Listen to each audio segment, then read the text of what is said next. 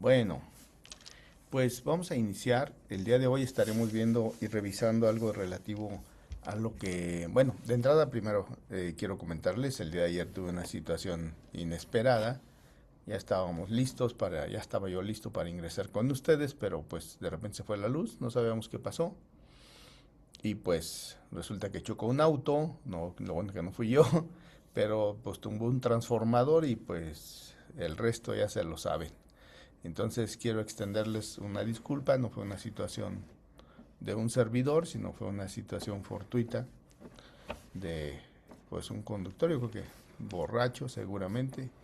Y bueno, tuvimos ahí ese inconveniente y por eso la universidad amablemente permitió que un servidor pudiera realizar la gestión y el cambio de la sesión para el día de hoy. Entonces estaríamos hoy viendo ya de manera concreta, entrando un poco a la temática. Vamos a tener que generar algunos escenarios relativos a lo que es el paradigma moderno del liderazgo y del gerenciamiento, que también se les llama. Vamos a abordar de alguna manera cuatro enfoques contemporáneos que son fundamentales para la dirección de instituciones educativas. En este caso me voy a permitir subrayar que estos modelos pues no son aislados, sino que se van complementando unos de otros y también comentarles que en este proceso de una dirección participativa se pueden involucrar, pues por supuesto, elementos de la comunidad y en ese mismo sentido la gestión por resultados se encuentra basada en evidencias que deben de ser medibles, cuantificables, pero también el liderazgo distribuido puede permitir delegar responsabilidades de forma estratégica, por lo que vamos a destacar también el papel de las tecnologías de la información como una de las herramientas claves para automatizar los procesos y analizar datos en tiempo real. Lo que pasa es que nunca lo hacemos.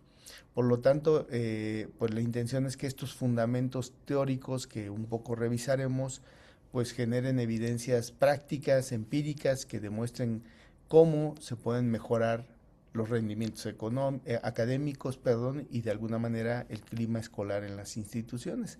Entonces, además, es importante valorar que la intención es que este enfoque integrador sistémico pues permita a ustedes como directivos, como posibles directivos, pues transformar la gestión administrativa en un ejercicio de liderazgo pues pedagógico eficaz. Esa es la intención de este escenario y pues hasta aquí vamos a generar pues algún proceso más que nada direccionado en estos cuatro enfoques y pues como les hacía mención, los cuatro enfoques pues tienen una serie de conjunciones, momentos de coincidencias que de alguna u otra manera permiten a estos enfoques pues ir generando las sinergias mismas. Les decía el primer enfoque es el liderazgo distribuido para la dirección participativa, el segundo es la gestión por resultados, donde se potencia con el uso de las tecnologías, el tercero es la participación que requiere resultados transparentes y un cuarto que sería la tecnología da autonomía al liderazgo distribuido. Entonces, el primero tiene que ver del liderazgo distribuido que facilita la dirección participativa, tiene que ver con que se evita que todo el peso recaiga sobre el director, porque ustedes pues están conscientes, los que ya ejercen la función directiva o supervisora, que cuando tú eres el jefe, que de hecho hay mucha mofa en relación al jefe, pero regularmente los jefes generan de alguna manera cierta intimidación en sus subordinados y no les permiten ciertas interacciones proactivas.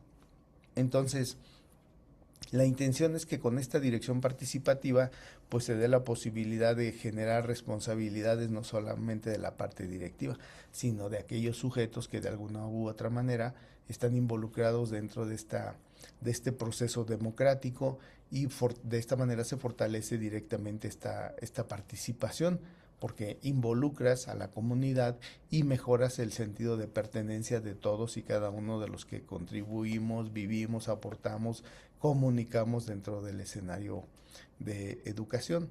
El segundo, que es la gestión por resultados, potenciado con el uso de las tecnologías, pues tiene mucho que ver porque la gestión basada en evidencias necesita datos cuantificables y de esa manera se puede identificar qué tanto avanzaste y qué tanto no.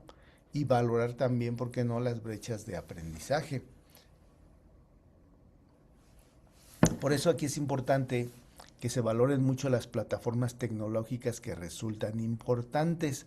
No todas las plataformas que usamos, que por lo regular en la Secretaría de Educación Pública, pues se utilizan una serie de plataformas muy básicas y que en ocasiones no te dejan hacer interpretaciones, inferencias o hasta intuición empírico, ¿no? Que en este caso sería sobre cómo vas avanzando, para qué te sirven los datos. O sea, de hecho, lo evaluable siempre, como ya lo había dicho, permite pues tener estrategias de mejora. Pero el gran problema está en que las plataformas que utilizan pues son unas plataformas muy débiles, muy incipientes, que lo único que te dicen es sacaste el 80% de promedio en matemáticas, en español o en comprensión, pero no te dicen qué es lo que se requiere.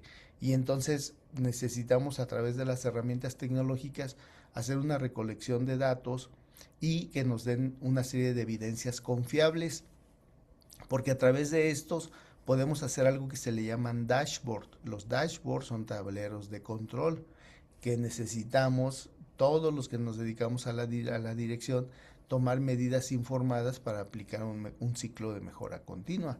De hecho, miren, antes de pasar a la tercera, yo les quiero aquí comentar, hice una presentación para ustedes, ahorita se las he de comentar y presentar, pero me llama mucho la atención, por ejemplo, en días pasados llamé al representante donde yo tengo la responsabilidad y llamo al representante, al responsable, perdón, de lo que es todo lo que es planeación y evaluación de la universidad donde yo colaboro como titular.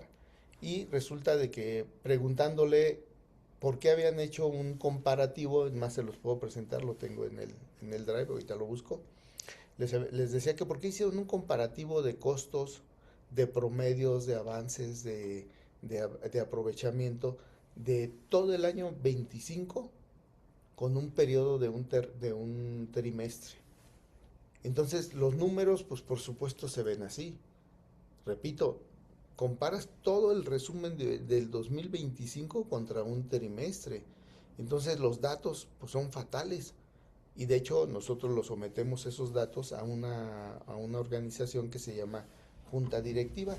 Y nuestra Junta Directiva, que está integrada, les comento, por la Universidad Nacional, la UNAM, pues la UNAM, el Politécnico, una universidad estatal que se llama Universidad Michoacana, de San Nicolás de Hidalgo en Michoacán, y está la Secretaría de Finanzas del Estado, Contraloría del Estado, la Delegación Federal de la Secretaría de Educación Pública, está la SEP local y está un instituto que es una subsecretaría de Educación Media Superior y Superior. Entonces nos hicieron, bueno, como a mí me toca presentar todo esto, me hacen cuestionamientos del por qué están tan bajos los números, cuando el año pasado tuvimos un desempeño y un average, o sea, un porcentaje mucho mejor que el que estábamos presentando. O sea, cuando los datos no se presentan en forma correcta, lo que puede pasar es que se generen pues una serie de situaciones que lo que ocurre es que pues en realidad van a empezar a tener pues una serie de problemas porque en muchas ocasiones no se sabe interpretar y al no saberse interpretar pues nos van generando suspicacias que en este caso empiezan a establecerse pues complicaciones para quien en algún momento dado tiene que establecer argumentaciones favorables o en contra. Entonces a mí me sacan el dato, me dicen cuánto nos cuesta un alumno por año. Y entonces yo nada más de haber presentado bueno, mi equipo debió nada más de haber presentado la tabla del año 2025. y decir, pero en este momento, en el trimestre, el costo de ese alumno es de tanto. Para que, pues, no sé si me estoy dando a entender, para estar jugando un poco pues con las cifras, porque es la manera en la cual es como generas procesos de mejora y sobre todo tú vas mostrando en qué apartado estás débil, cómo necesitas reforzar a través de una serie de estrategias o en el caso de la deserción, por ejemplo, en línea, en la educación virtual en línea, normalmente es muy complicado el hecho de que logres retenciones muy altas. Al contrario, logramos o tenemos, mejor dicho, deserciones del 60%. O sea que de cada 100 alumnos, imagínense, perdemos 60 alumnos.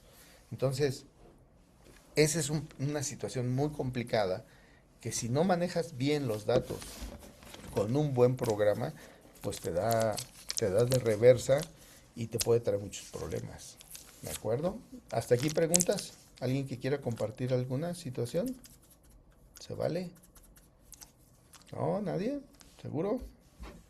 Maestra Diana, ¿algún comentario? Buenas noches, doctor. No, Hola. ninguno. Estoy, pues receptiva de todo lo que está diciendo, pues tiene razón, ¿verdad? En los tiempos que estamos viviendo ahorita. Sí, más que ahorita los profesores son los directivos son muy odiados por los profesores porque no los dejan ir a participar en algunas acciones de manifestación, que eso también es Sí, algo. estamos bajo amenaza. Ya ves, ¿no? Sí, Y eso es lo menos, ¿no? Yo creo que están súper comprometidos en cómo tienen que colaborar con el magisterio, lo digo, los que trabajan en la escuela pública, ¿no? sí, claro, hay una línea y pues hay sanciones si no las cumple uno. Entonces, pues, ¿qué hace uno? Pues, Darle para adelante exactamente. e ir toreando, dicen en mi lugar. Ok, miren, regresando, el sistema operativo de un director, bajo este nuevo paradigma de la dirección escolar, pues como ya les había dicho, tiene que establecer una estrategia, una integración de una estrategia de participación, de datos, de liderazgo y de tecnología para la gestión educativa moderna. En ese sentido, yo les venía versando de cuatro grandes apartados. Estos cuatro grandes apartados es la dirección participativa, la gestión por resultados, el liderazgo distribuido y el uso de tecnologías. Lo que pasa es que en este caso de los ejes de la dirección moderna, pensando en escenarios democráticos, que quede claro. Regularmente los escenarios democráticos son muy complicados de darse porque también desde el mismo sistema, desde la centralidad, pues se nos ordena cómo tienes que hacer la dirección. Y luego tenemos directivos, supervisores que te dicen cómo debe de ser la supervisión desde las visiones de ellos. Pero esas visiones pues no tienen nada que ver con una visión moderna. Estamos hablando de visiones de los 80s, de los 90s, o si te va bien de la década del 2000 al 2010. Pero las visiones que debemos de establecer pues siempre deben de ser sustentados en un escenario democrático, donde estos liderazgos distribuidos permitan que no solamente sea el responsable de la escuela el que lleve la carga de la misma. Entonces necesitamos, ¿por qué no?, generar plataformas de gestión. Y si no, como no somos programadores ni sabemos hacer nada de eso, pero sí podemos allegarnos de personal que sepa hacer este proceso. Posiblemente entre su personal pueda haber. O por qué no, de hecho, comprar algunos insumos tecnológicos como plataformas, aplicaciones, sobre todo ahorita en este mundo de la famosa IA, donde creemos que es nueva y que tiene cosa de 3 5 años exagerados que entró, y pues no, no es cierto, estamos hablando que tiene la IA un estimado de pues, fácil desde 1930 y fracción. O sea, imagínense del siglo pasado. Entonces, versar que la IA es un escenario novedoso, actual, pues no es cierto. De hecho, el primer correo que se mandó a través del correo electrónico fue enviado por un autor, un profesor de apellido Tomilson. Y Tomilson fue el primero que mandó y él fue el que bautizó al email como eso, como correo electrónico. Y lo que hizo fue pasarlo de un equipo a otro equipo con cuestiones de metros de distancia. En cambio ahorita pues tú puedes mandar a miles de kilómetros un correo y llega en cuestiones de segundos. Entonces, eso es lo que un poco, y perdón por esta analogía, pero es un poco lo que podemos y debemos de hacer. El problema es que nos absorbe mucho lo que es pues la tradición y el seguir creando escenarios pues hasta caducos y que van a ser antagógicos en un momento determinado. Entonces lo que necesitamos es tomar muy en cuenta la participación, los números que se van generando, distribuir equitativamente y democráticamente y hacer uso de las tecnologías. No es nada fácil en este escenario de dirección.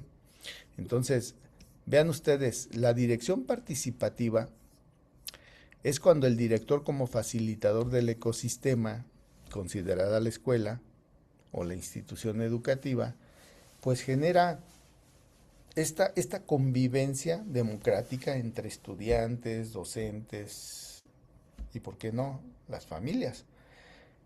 Nada más que aquí siempre ha habido un escenario complejo porque nunca dejamos entrar a las familias. Entonces las familias a veces se vuelven complicadas porque pues se sienten con el poder. Imagínense, pues prácticamente son dos elementos contra uno, es decir, la familia y los estudiantes contra los docentes.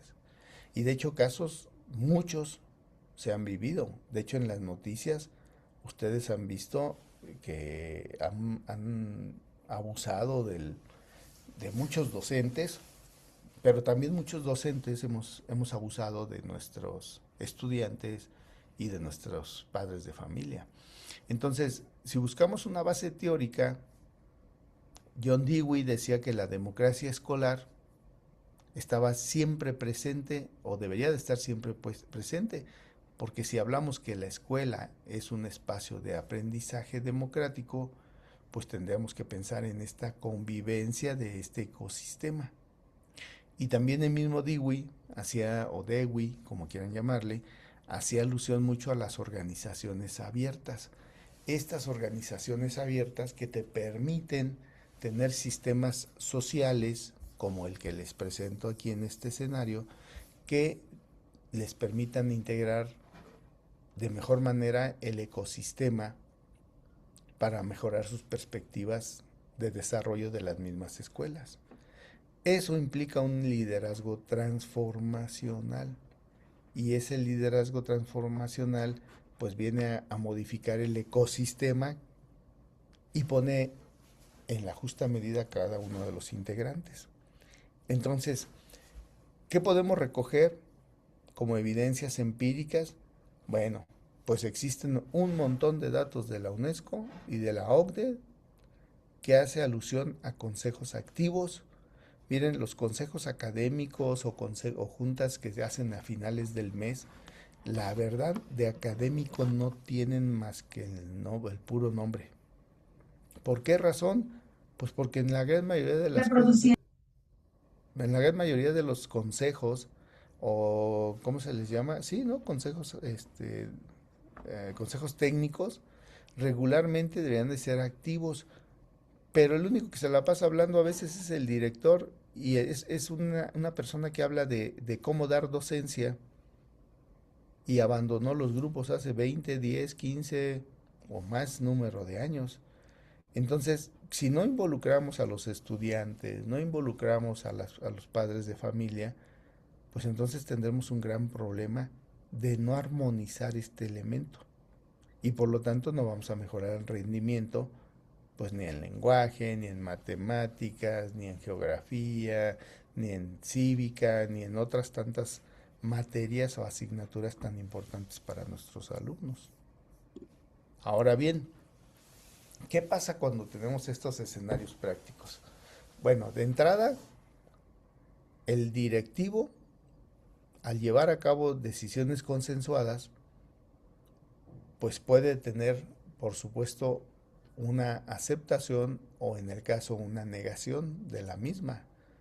Y puede, en el caso, complicarle y volverse un escenario de comunidad pues, ríspida, ¿no? Pero eso es en un escenario que casi tenemos que vivir cuando no hemos hecho este tipo de actos o de ejercicios democráticos. Pero cuando tú los haces de manera reiterante, pues no lo único que vas a hacer es vas a, a hacer legitimar todos y cada uno de las acciones que tú emprendas. Posiblemente vas a tener resistencia, pero va a ser la menor. Entonces, es muy importante que en ese sentido, al fortalecer tus acciones, a tener legitimidad, pues fortaleces la pertenencia. Y esa pertenencia permea grandemente entre estudiantes y familias, porque de alguna manera u otra empiezan a cuidar el ecosistema que hemos construido. Y entonces empiezan a pegarse a la normalidad de una institución, a las normas, a los proyectos que se gesten, que pueden salir de cualquiera de los 3 o 4 entes educativos. Llámesele directivos, profesores, estudiantes o familia. Y todas estas dos acciones de legitimidad y de pertenencia mejoran el clima escolar.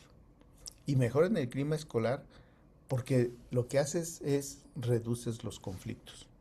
Miren, yo hablo de manera particular, y perdón que mencione el yo, pero un servidor, lo que muchos tiempo estuve, yo ya llevo casi 5 años donde estoy de responsable de una universidad pública, y obviamente 5 años pues es un buen tiempo, o es mucho tiempo ya, y empiezas a tener roces, por supuesto, con el personal, o se vuelven dóciles según sea el temperamento o sea la actitud de los sujetos. Y lo que he estado haciendo para desfogar algunas cosas, pues es estarlos escuchando. Los escuchas, sus quejas, sus necesidades, y es una manera de ir, a lo mejor se escucha mal, pero es una realidad, de ir desinflando las cosas, de ir desinflando el globo y mejorar la tensión, hacerla más suave.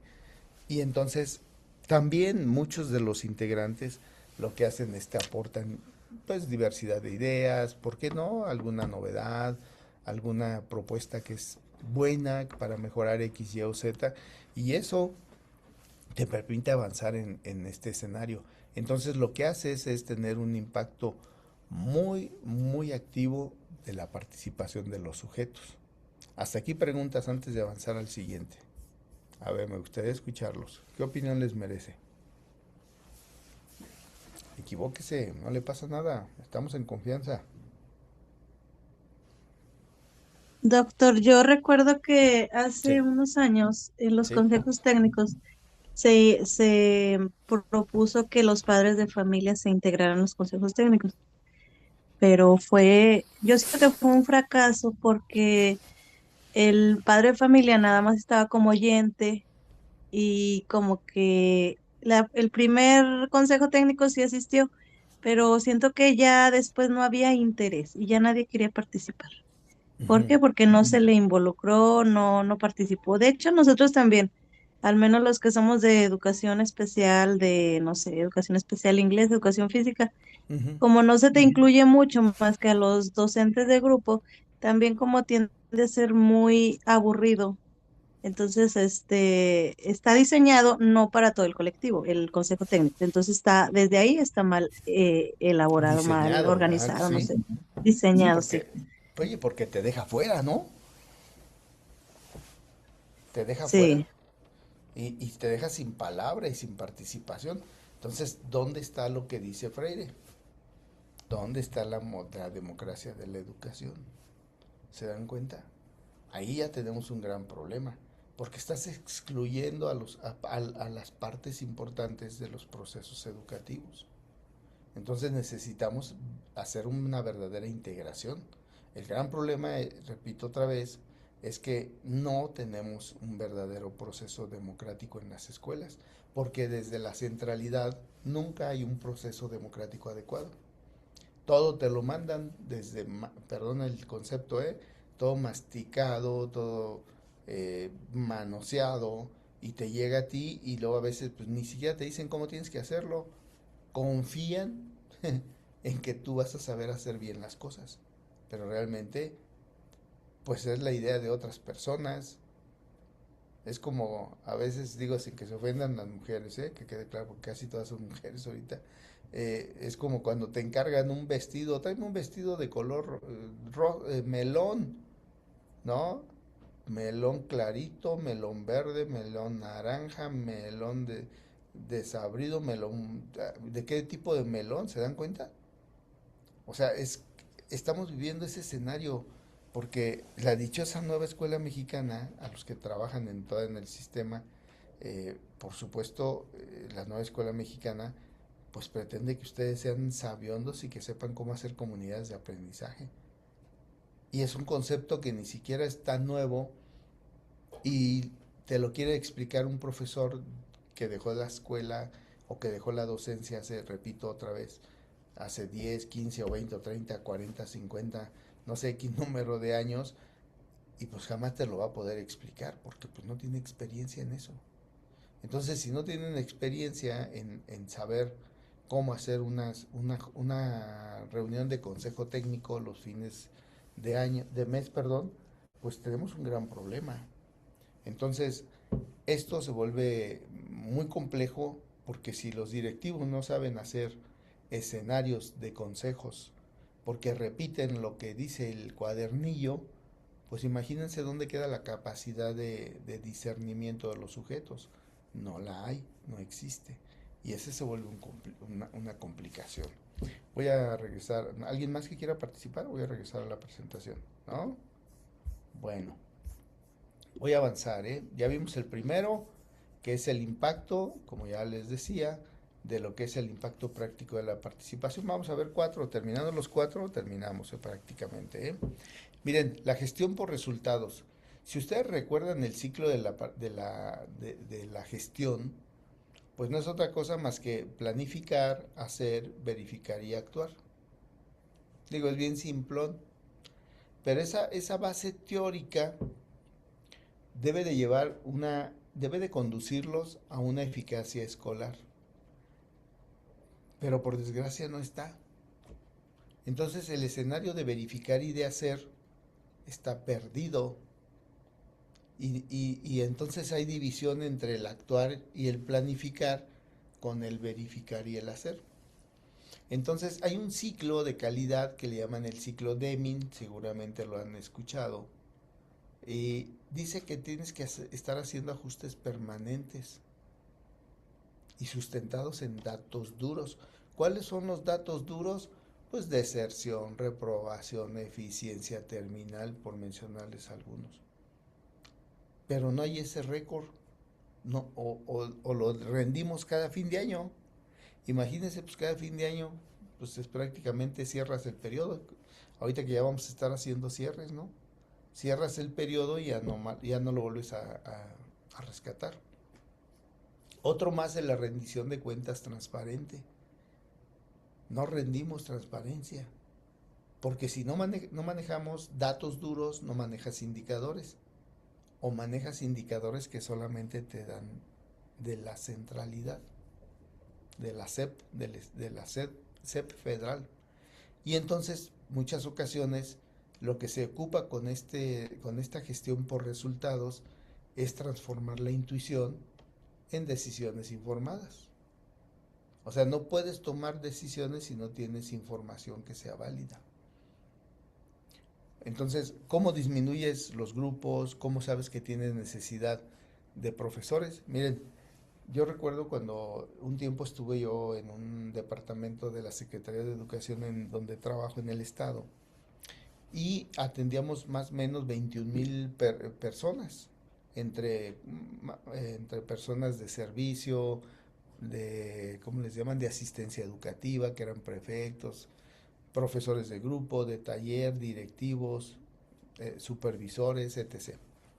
Entonces, cuando en un momento dado empezaron a faltarnos horas frente a grupo, hicimos el análisis y dejamos de lado las comisiones del sindicato, porque nos dieron la instrucción, pero un servidor sacó el número de horas que traíamos desviadas, porque esa es la verdad. Traíamos más de 7,000 horas desviadas en personal del sindicato disque democrático. Y lo digo con todo lo que implica, ¿eh? Porque de democracia no tiene nada.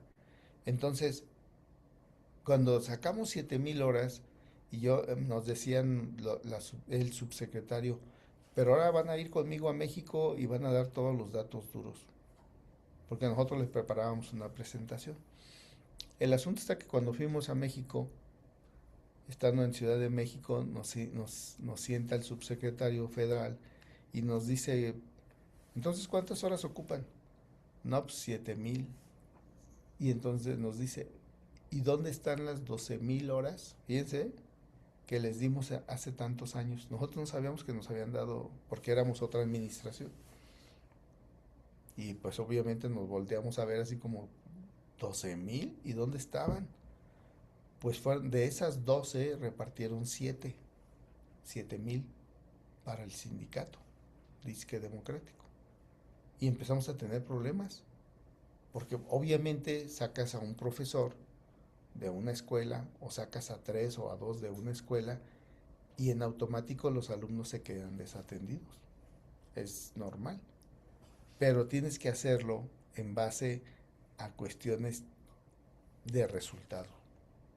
Entonces, para que tú tomes decisiones, insisto, adecuadas, pues necesitan ser decisiones informadas. Y regularmente nunca partimos de datos fidedignos, duros, que nos permitan tomar estas decisiones informadas. Entonces es muy complicado. Ahora, identificar brechas, que es la tercera, y evitar el reduccionismo. Miren, identificar brechas, mucho se ha dicho de la brecha digital. La brecha digital es un escenario que por supuesto tiene mucho que ver con las faltas de conexiones adecuadas, las antenas de conexión, el manejo de la misma tecnología y por supuesto la compra de equipos. Entonces no podemos decir que existen brechas educativas o brechas digitales educativas cuando tenemos una gran ausencia de infraestructura en nuestras escuelas. Entonces, mucho se dice, por ejemplo, del objetivo de desarrollo sostenible, el objetivo número 4, que habla de calidad educativa, de la ODS, de los Objetivos de Desarrollo Sustentable de la UNESCO, y dice que vamos a lograr en el 2030, en el 2030, que estamos a escasos 2 años y medio, más o menos, que vamos a lograr tener una calidad educativa como en ningún otro escenario. Pero hablar de calidad educativa es hablar de recrear todos los escenarios, todos, y todo significa infraestructura física, capacitación de maestros, que los niños vayan con la pancita llena para que puedan aprender, que los profesores tengan buenos salarios, que sean capacitados y actualizados, y que además elijamos a los mejores. Yo el otro día les decía a un directivo, ¿con cuántos que trabaja desde mi punto de vista? ¿Con cuántos directores, a un supervisor primero le hice la pregunta, ¿con cuántos directores te quedarías de tu zona escolar? No supo contestarme. Eran como 15 escuelas. No me supo dar ni de escuelas privadas, ¿eh? Entonces estamos ante una crisis. Y luego le pregunto a un director de sus profesores, ¿con cuántos profesores te quedarías en tu escuela?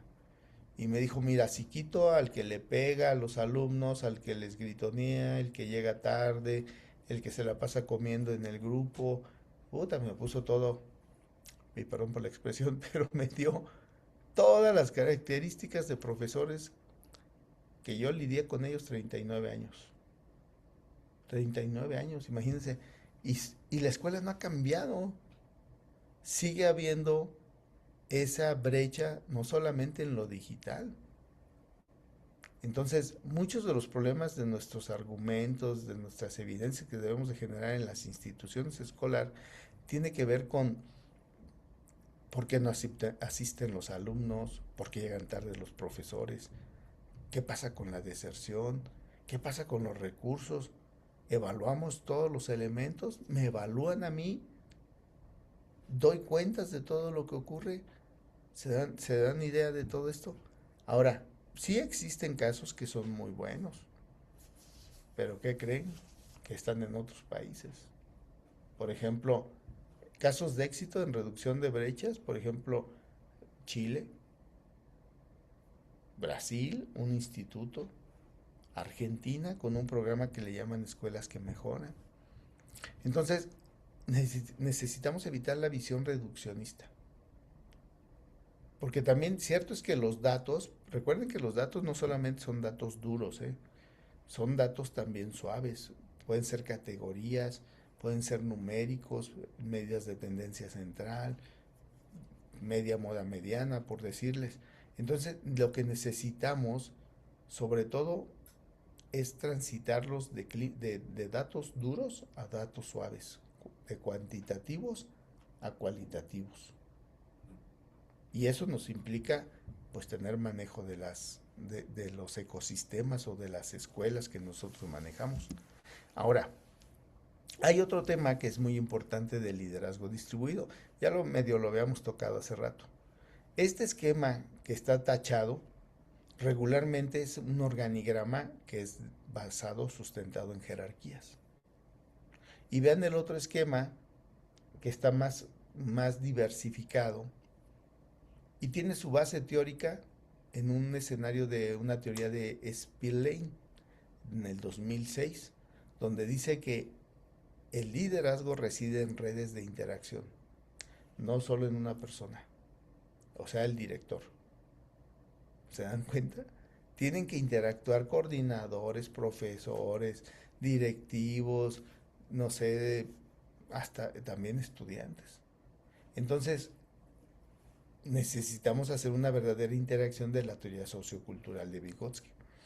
Porque miren, este escenario que está tachado, que es de jerarquía, pues alude a un modelo de administración pues ya muy viejo. Y el otro, que está en color como amarillito, naranja, alude más a un modelo más sustentado en escenarios de colaboración horizontal. Entonces, este principio de subsidiariedad, donde se toman al nivel más cercano al problema las decisiones, pues te permite romper con el de la jerarquía. Pero eso implica que los directivos nos demos a la tarea de hacer escenarios horizontales, de convivir y no llegar a encerrarnos a nuestras oficinas. Que eso es muy común. Muchos directivos llegan y se encierran en las oficinas y pues yo soy el jefe. A mí me tienen que rendir pleitesías. Pero esos son los pasivos. Y necesitamos líderes proactivos, no ni pasivos ni reactivos. Necesitamos proactivos, o sea, que estemos buscando qué hacer, cómo hacerlo, cómo mejorar los escenarios. Miren, regularmente en la Unión Europea o en el Reino Unido, que también aquí lo tiene en la parte inferior de la evidencia empírica, hay autores que en el programa UK, que es del Reino Unido, establecieron el liderazgo de la media. Y ese liderazgo o de medio, ¿no? Demuestran que la innovación pedagógica, cuando está más cercana, tiene mejores rotaciones en entornos vulnerables. ¿A qué se refiere? Que es capaz de moverse de manera adecuada, sobre todo, por ejemplo, yo pensando un poco en secundarias, ¿no? Donde a veces un profesor atiende niños de primero, segundo y tercero al mismo tiempo casi. o las escuelas multigrado, ¿no? O las escuelas o las USAER, ¿no? También. Entonces, esto lo que le permite es ir generando escenarios de mejora. Ahora, cuando nosotros llegamos a escenarios o a incentivar el poder de la colectividad, vean lo que tiene que hacer. Agilidad y expertise. No todo debe pasar por el director, sino para qué tienes equipos de colaboración. Si tú quieres centralizar todo, pues estamos acabados. Porque pues tú no eres el todólogo. Los directivos, por ejemplo, un servidor, yo tengo tres directores que manejan tres grandes áreas. Y yo me reúno con ellos mínimo una vez a la semana. Mínimo.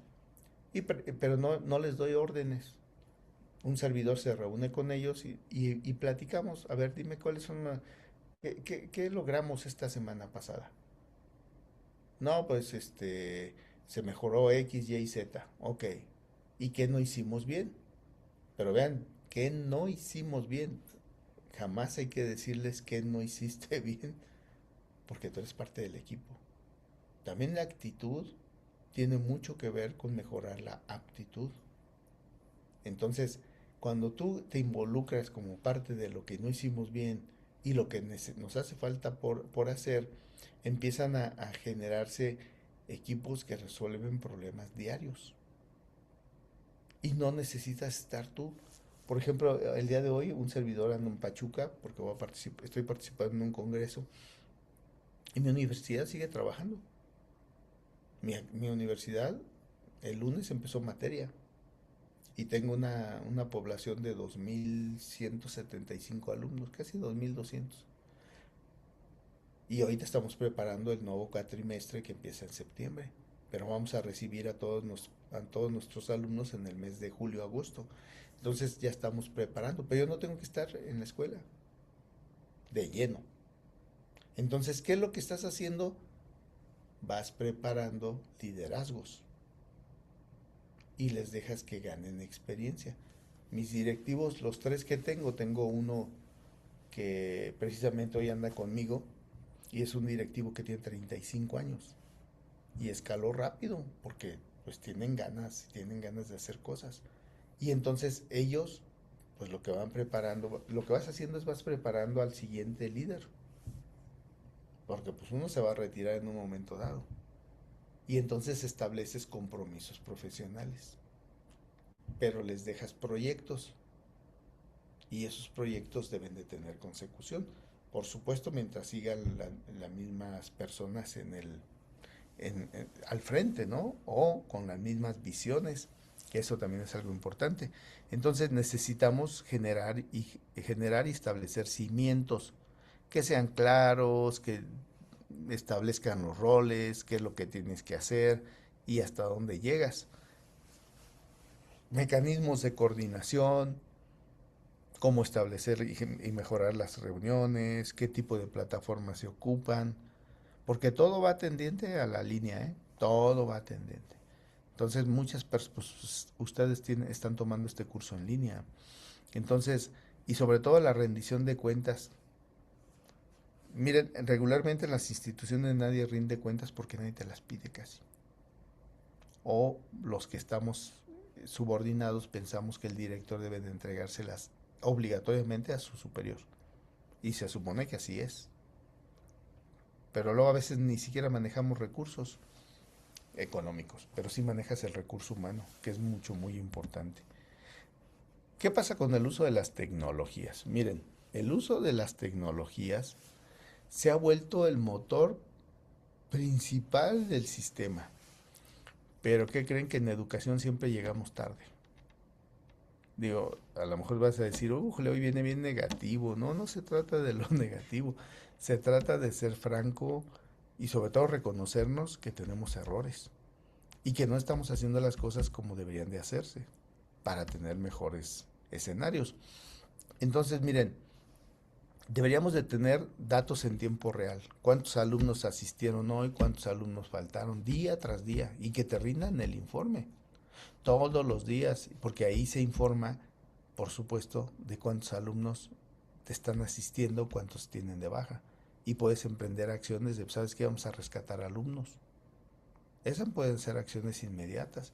O preguntar qué pasó con X, Y o Z alumno. ¿Dónde vive? No, pues que en tal lado, a ver, vamos a visitarlo. Y tiene, algunas escuelas tienen equipos de trabajo social. ¿Sabe qué? Váyase a la escuela, allá váyase a la casa de fulanito, aquí está la dirección, y visítelo y cuestione qué pasó.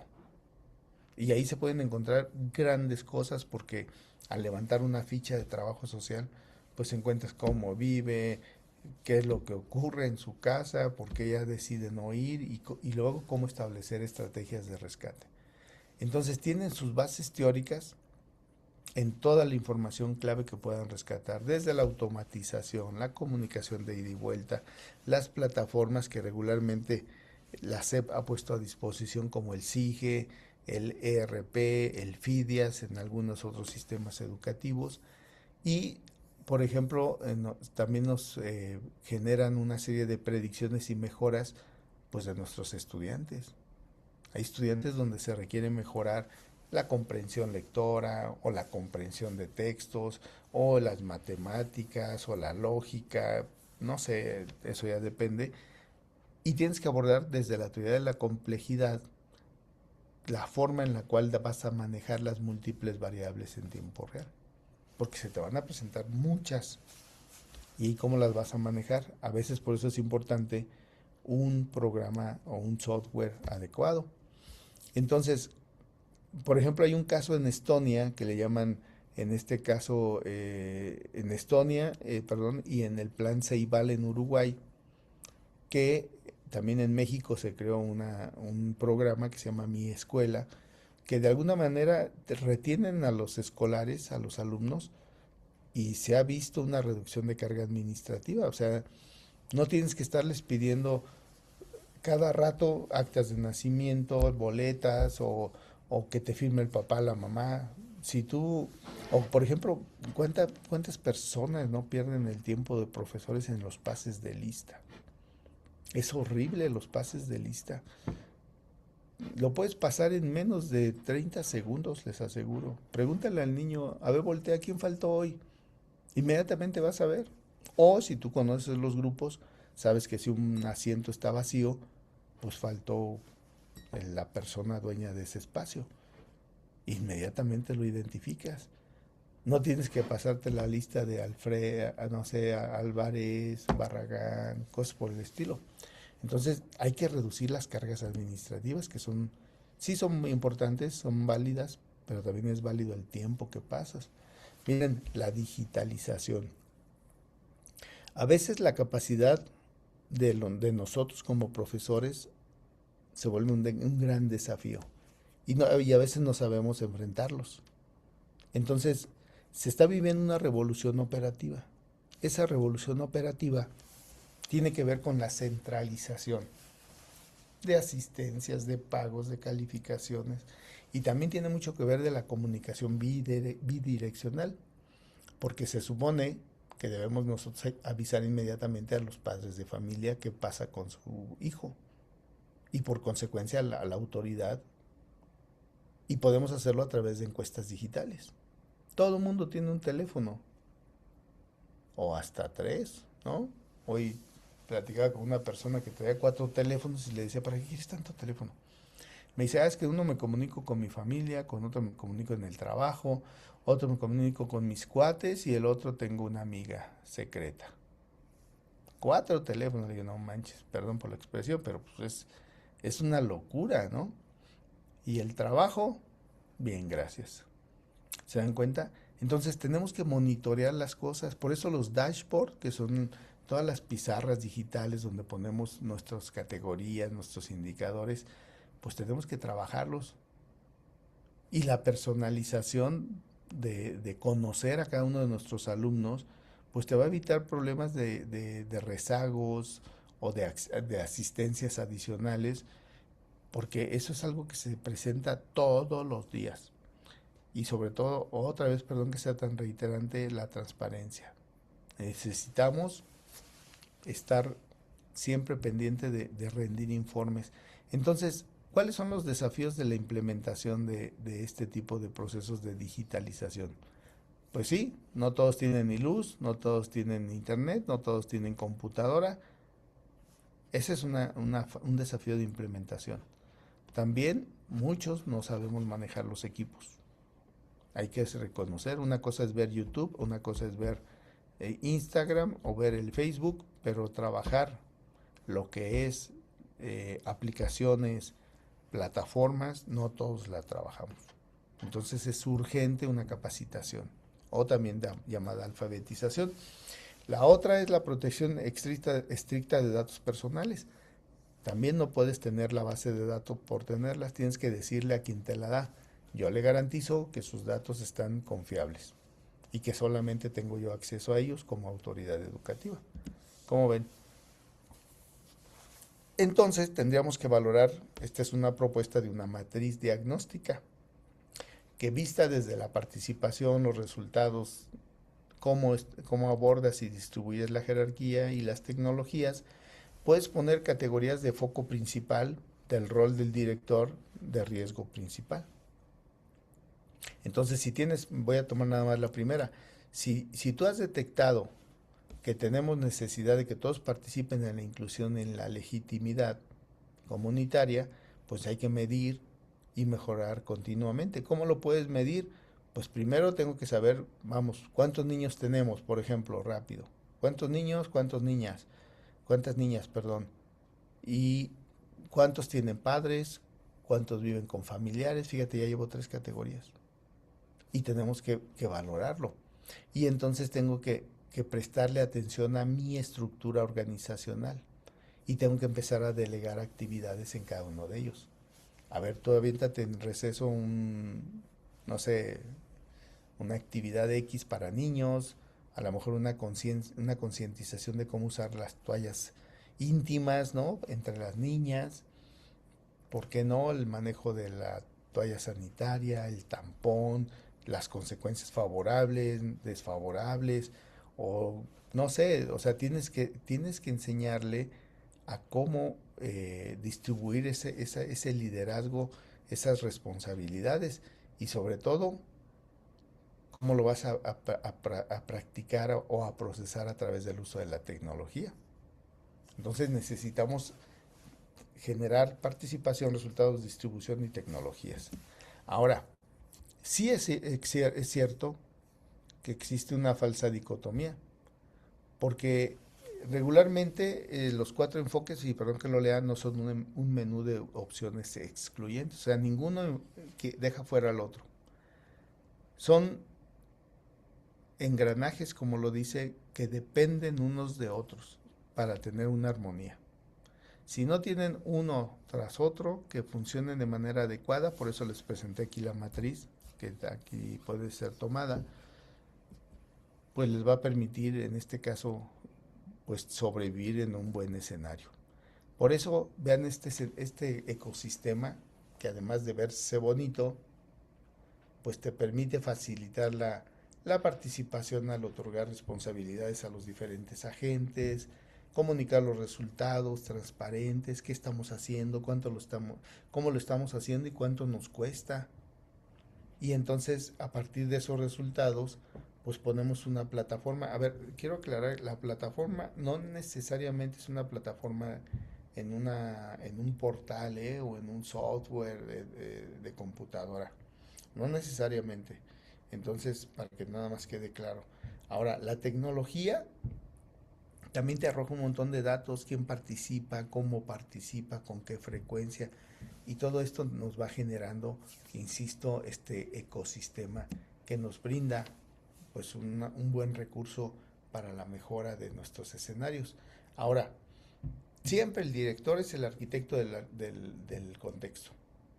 A partir de ellos se generan gestiones educativas modernas, que no radican solamente en modas pasajeras, sino que tienen que hacerse con una integración inteligente. Por eso tenemos que adaptar una cultura y independientemente de pues es que no quiero ponerle el mote de ocurrencias, pero independientemente de las acciones que tomen a nivel central, que por lo regular desconocen un montón de cosas que nos pasan en los espacios educativos, pues debemos de estar acordes a esa congruencia y necesitamos reestructurar en base a lo que se necesita en mi contexto. Entonces tenemos que operar de forma realista con la infraestructura que tenemos a la mano y siempre pensar en la comunidad, siempre pensar en la necesidad de los estudiantes y de las familias, porque en base a esto podemos construir un sistema que además de ser poderoso, pues va a ser guiado por criterios de personas. Y no solamente, fíjense lo que dije, de personas, no solamente de una, sino de un colectivo. ¿De acuerdo? ¿Dudas hasta aquí? A ver, dudas o participaciones.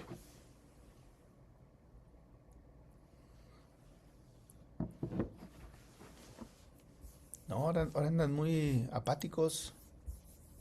¿Qué les pasa? A ver, me voy por nombres, dicen. ¿Alguien que quiera participar? ¿Nadie? No, nadie. Porque prácticamente yo ya terminé. ¿De acuerdo? A ver, dudas para el trabajo. Tienen que hacer una reflexión y colocarla en sus espacios adecuados. Es lo único que tienen que hacer de trabajo. Creo que con ustedes ya terminamos el día de hoy, si no mal recuerdo. ¿Verdad que sí? Sí. ¿Hoy es la última sesión que tenemos con ustedes o me estoy equivocando? ¿Quién me puede apoyar? Es la tercera, doctor. ¿De cuántas? ¿De 5? ¿De 6? Son Sí, 6, ¿verdad? sí. Ah, bueno. Pues tenemos que hacer, muchas gracias maestra Diana Lilia. Pues bueno, yo terminé ya la actividad de un servidor de la temática que tenía que tratar, yo la he terminado, la verdad ahora veo muy apagado mi grupo, no sé qué está pasando, ya cierre de año, ¿verdad? Ya se empieza a caer el ánimo a veces, se empieza a notar el cansancio, no solamente de ustedes, sino también de nosotros como asesores. Entonces, ¿no hay dudas de nada? ¿Seguros? No. La verdad es que todo está muy interesante, doctor. Sí. Y a veces te pones a pensar de todo lo que le falta a nuestros directivos, Sí, claro. que dices, bueno, no hay como una capacitación, ¿no? Que esto se les exponga de estos 4 puntos que nos acaba de mencionar, de todo lo que deben de tomar en cuenta con estas nuevas generaciones. Ahorita checando lo del uso de las tecnologías, en Ujú. donde hablaba la vez pasada sobre el celular, donde a los muchachos en lugar de trabajar con ellos y buscar la manera en que puedan tener, pues no sé, aprovechar esa herramienta, pues ahorita sí se les está quitando. Sí, claro. Entonces, digo, hay cosas muy interesantes que plantean en todo lo que ahorita vimos. Lo de Sí, los padres de familia, que a veces la verdad es que me tocó en una escuela en donde se involucró a los padres de familia, pero luego ya el padre de familia como que quiere ya rebasar al director y luego ya también quiere dar órdenes. sí, claro. Entonces como que nos falta todavía mucho saber cómo manejar este tipo de cuestiones en involucrar a la comunidad. Sí, totalmente de acuerdo. Pero fíjese que regularmente los grandes riesgos los tomamos los directores. Porque en muchos de los escenarios estamos pensando que son escenarios comunes y simplones, ¿no? Y en realidad nosotros tenemos una serie de procesos que debemos de estar muy acordes leyendo la necesidad de las instituciones, pero no lo hacemos. Entonces, al no hacerlo, se nos viene un escenario pues complejo y en ese sentido empiezan a complicarse y no sabemos hasta dónde deben de llegar los padres de familia porque no les ponemos límites, porque no estamos informados. Y también hay profesores que a veces abusan y no les ponemos límites porque también no estamos informados. Entonces, necesitamos tener un escenario pues más democrático, pero pues a veces es como el conductismo, ¿no? El conductismo es difícil de sacar de las aulas. A veces es bien fácil satanizarlo y decir, no, es que el conductismo es malo.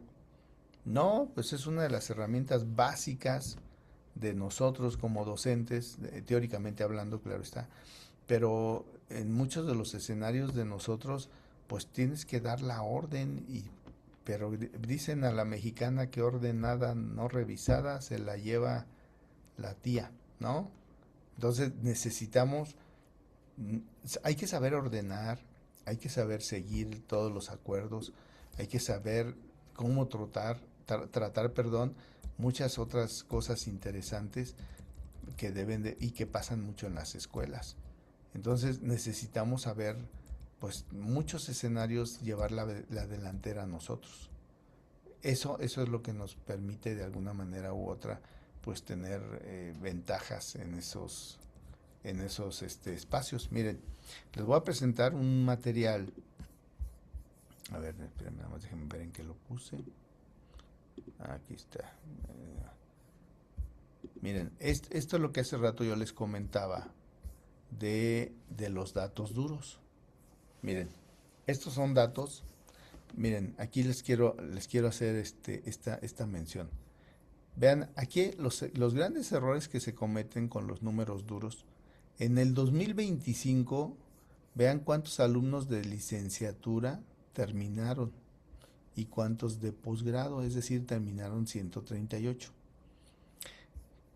Pero cuando muchas de las personas no leen este dato contra este dato, significa, vean, si así lo presentas, quien lo hizo tal vez no se equivocó, pero si, significa que si es un trimestre, entonces debo entender que son 4 trimestres al año. Y si en un trimestre presentaron 45, si lo multiplicas por 4, estás hablando 16, 17, serían 180 contra 138. No sé si me estoy dando a entender. Esto lo que en automático refleja es que el año 25 fue muy malo y que el 26 posiblemente sea uno de los mejores años por el incremento de la matrícula, porque eso dice el número. Pero hay muchos factores aquí que en efecto yo les puedo decir, obviamente yo conozco en este caso, pero en el periodo de enero a enero, febrero, marzo, siempre se me confunden, abril, nosotros vamos por cuatrimestres. ¿Qué es lo que pasa con ese periodo? Es un periodo mediano, es decir, entran un número considerable de alumnos y por supuesto se van titulando en esos mismos periodos cuando terminan, por supuesto, sus trayectos formativos. Pero ¿qué es lo que pasa? Que ahorita en mayo se va a desplomar ese número porque no abrimos convocatorias para licenciaturas. Entonces, si sigues haciendo el comparativo, ya empezaste a alterar los 180 que tenías programados. Espero darme a entender.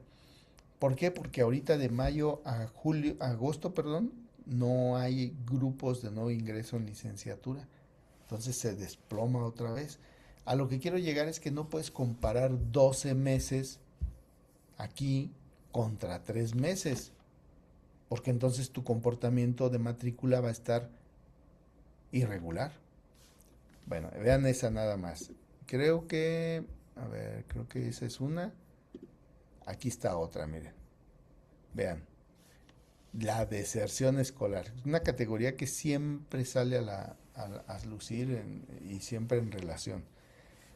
En el 2025, miren, qué dato tan interesante. 939 personas desertaron. Estás hablando de una escuela completa, de una universidad privada prácticamente. Desaparecieron 939 personas en total de licenciaturas y de posgrados. Dice el dato que en un trimestre tuviste 262. Significa que por 4 trimestres vas a tener una complicación, porque son 262 por 4. Estamos hablando que vas a tener 1048 deserciones en todo el año 2026 contra 939. Entonces vas a tener un incremento de un 10 a un 15% de incremento del 2025 al 2026. Entonces, aquí lo más correcto sería que compararas, creo que es hasta obvio, el primer trimestre del 2025 contra el primer trimestre del 2026. Vean cómo los datos duros te pueden arrojar muchas cosas que a veces son desfavorables, pero porque no las leemos. Y esas son las categorías que necesitas pensar. Lo mismo vean aquí mira, ¿cuánto nos cuesta un alumno? En todo el 2025 tuvimos 20 millones de pesos para la universidad. Y de un trimestre del 26 se gastaron solamente 4,200,000. Y de ingresos propios, de dinero que adquirimos, bueno, esto olvídalo un poquito, pero nada más para que vea. Pero en la matrícula de todo el 2025 tuvimos 2,755. Y en el primer trimestre de vean, de enero a marzo, se manifiestan 2,060 alumnos, lo cual significa, vean, que son 2,060 alumnos por los 4 cuatrimestres, por los 4 trimestres, significa que vamos a tener 8,240 alumnos aquí, en todo el 2026 contra todo el 2025. Entonces, ya se va contradiciendo con los datos que habíamos platicado aquí arriba.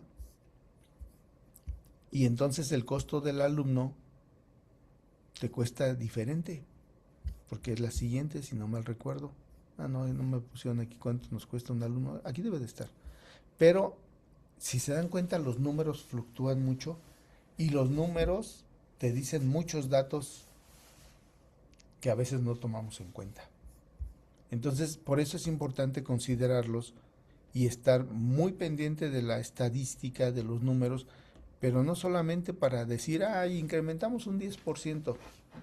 No, o sea, si incrementaste, tienes que saber qué hiciste bien para que se hayan venido a tus aulas, ¿no? A tus instalaciones. Y si se te están yendo, ¿qué no hiciste o qué hiciste mal? Entonces, si se dan cuenta, todo esto fluctúa mucho y tiene mucho que ver con las estrategias que tú implementes como directivo, porque de ahí, a partir de ahí, como directivo, tienes que ver con quién colaboras, a quién jalas a trabajar y cómo se integran. Eso es lo importante y lo determinante. ¿De acuerdo? ¿Dudas? ¿Dudas? ¿No? Ok. Bueno, pues yo estaría dejando hasta aquí la sesión del día de hoy. Como no tienen dudas, ya les expliqué teoría, ya les expliqué experiencia y ya les expliqué un caso muy práctico sobre cómo se deben de manejar los datos. No sé si puedo apoyarlos en algo más el día de hoy. ¿No? Bueno, pues yo me reitero a la orden. La plataforma, por supuesto, estaremos subiendo la grabación para que la revisen y lo único que les pido de tarea es una breve reflexión en relación a lo que es la sesión del día de hoy. ¿De acuerdo? Pues cuídense mucho. Muy bien. Seguimos pendientes y cualquier cosa, pues estamos en el grupo de WhatsApp. Espero no ocurra nada. ¿Sí, maestra Xiomara?